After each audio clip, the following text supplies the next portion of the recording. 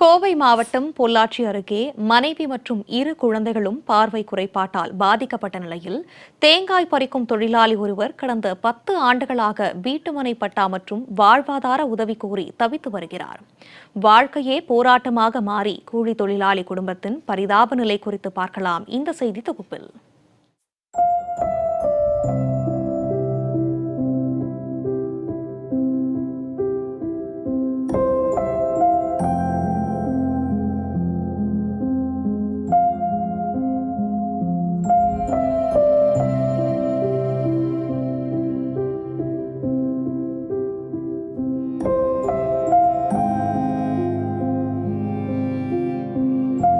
கோவை மாவட்டம் தமிழக கேரள எல்லைப் பகுதியில் அமைந்துள்ளது மீனாட்சிபுரம் கிராமம்.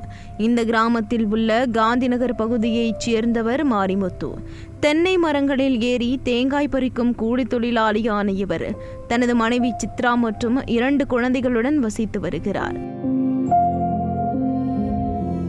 திருமணமான காலத்திலிருந்தே மனைவி சித்ராவுக்கு 90% பார்வை குறைபாடு இருந்த நிலையில் அவர்களது 9 வயது மகள் உத்ராதேவி மற்றும் 7 வயது மகன் அரிதாஸ் ஆகியோரும் பார்வை பாதிப்புடன் பிறந்துள்ளனர்.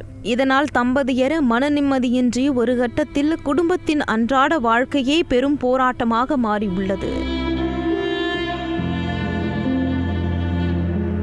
50க்கும் மேற்பட்ட குடும்பங்கள் வசிக்கும் காந்திநகர் பகுதியில் மிகவும் மோசமான நிலையில் உள்ள குடிசை வீட்டில்தான் கடந்த 10 ஆண்டுகளாக மாரிமுத்துவின் குடும்பம் வசித்து வருகிறது.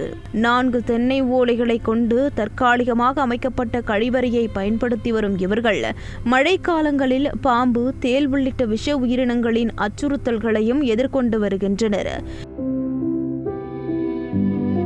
மனைவியும் 2 குழந்தைகளும் பார்வை குறைபாட்டால் பாதிக்கப்பட்டுள்ளதாகவும் தினசரி வேலைக்கு சென்று கிடைக்கும் வருமானத்தில் குடும்பத்தை நடத்துவது மிகவும் சிரமமாக உள்ளதாகவும் மனம் குமுறுகிறார் மாரிமுத்து.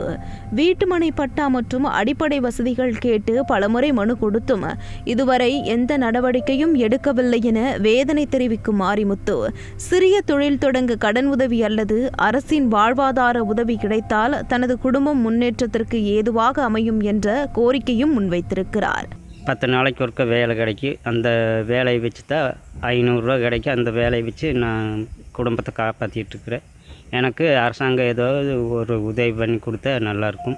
வீட்டுமனை பட்டா, நிதி உதவி வழங்கி தங்களது வாழ்வாதாரத்தை மேம்படுத்த அரசு முன்வர வேண்டும் என கோரிக்கை விடுத்த மாரிமுத்துவின் மனைவி சித்ரா தங்களது வாழ்வு இதேபோல் நீடித்து விடுமோ என்ற அச்சத்துடன் வாழ்ந்து வருவதாக வேதனை தெரிவித்தார்.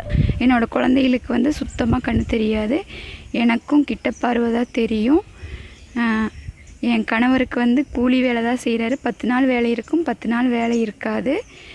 எங்கள் வருமானத்தை நாங்கள் உயர்த்திக்கிறதுக்காக அரசாங்கம் எங்களுக்கு ஏதாவது ஒரு தொழில் அமைச்சு தரணும்னு நாங்கள் தாழ்மையோடு கேட்டுக்கிறேன்.